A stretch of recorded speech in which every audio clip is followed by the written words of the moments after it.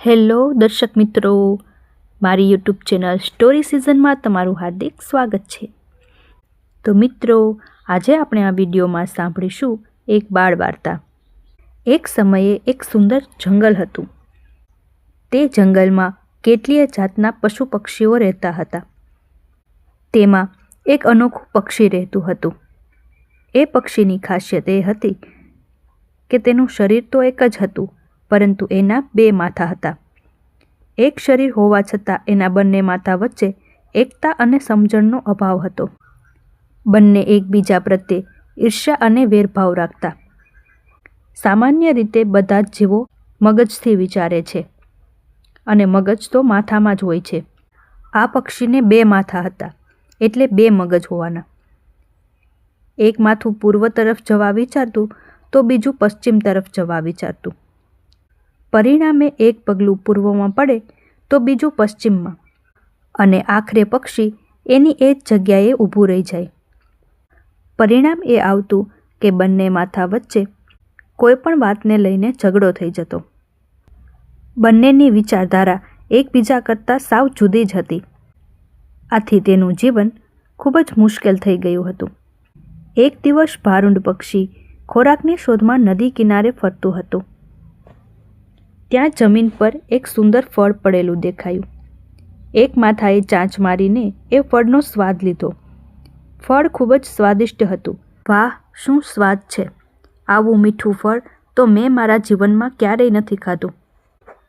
આ સાંભળી બીજા માથાને પણ ફળ ચાખવાની ઈચ્છા થઈ. આથી તેને કહ્યું કે મને પણ થોડું ફળ ચાખવા દે. પરંતુ પેલું માથું ગુસ્સે થઈ ગયું. તેણે બીજાને દૂર ધકેલી દીધું અને કહ્યું, આ ફળ મને મળ્યું છે એટલે હું જ ખાઈશ. બીજું માથું બોલ્યું, અરે ભાઈ, આપણે એક જ શરીરના ભાગ છીએ. ખાવા પીવાની વસ્તુઓ આપણે વહેંચીને ખાઈએ તો સારું. પહેલાએ જવાબ આપતા કહ્યું કે હા, આપણે એક શરીર છીએ, પણ ફળ હું ખાઈશ તો તે પેટમાં જ જશે ને. પેટ તો આપણું એક જ છે, એટલે તારા ભાગે પણ આવશે. બીજું બોલ્યું, પણ ખાવાનો આનંદ તો જીભમાં છે ભાઈ, સ્વાદનો આનંદ તો મોઢાથી જ મળે ને. પહેલું માથું ઉપહાસ કરતાં બોલ્યું, હું તારો સ્વાદ માણવાનો ઠેકેદાર નથી. હું ફળ ખાઈશ, પછી જે ઓડકાર આવશે તે તારા મોઢેથી પણ નીકળશે. એનાથી જ સંતોષ માનજે. એટલું કહી પેલું માથું આખું ફળ ખાઈ ગયું. ફળ ખાવા ન મળતા બીજું માથું ખૂબ જ દુઃખી થયું અને મનમાં ને મનમાં તે બદલો લેવાની તક શોધતું હતું.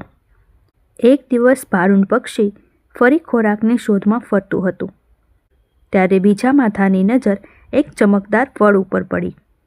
તે ખુશ થઈ બોલ્યું, અરે વાહ, હવે મારી તક આવી ગઈ છે. એ સાંભળી પહેલું માથું બોલ્યું કે એ ફળ ખાઈશ નહીં, એ ઝેરી છે. જો તું તેને ખાઈશ તો આપણે બંને મરી જઈશું. પણ બીજું માથું તો ના સમજ્યું અને હસીને બોલ્યું કે તું તારું કામ કર. મારે શું ખાવું અને શું નહીં એ હું જ નક્કી કરીશ. એ દિવસે તે મને ફળ ખાવા નહોતું આપ્યું, એટલે આજે હવે હું તારી વાત નહીં માનું. પહેલા માથાએ ફળ ન ખાવા માટે ઘણી વિનંતી કરી અને તેને ઘણું સમજાવ્યું, પણ બીજા માથાએ તો બદલો લેવાનું વિચારી જ લીધું હતું. એટલે તેને એક પણ વાત માની નહીં અને એ ઝેરી ફળ ખાઈ લીધું. થોડી જ વારમાં ભારુંડનું આખું શરીર ઝેરથી તડપવા લાગ્યું અને ત્યાંને ત્યાં જ મરી ગયું. તો મિત્રો, આ વાર્તા પરથી બોધ મળે છે કે એકતા અને સમજણમાં જ સાચી શક્તિ છે.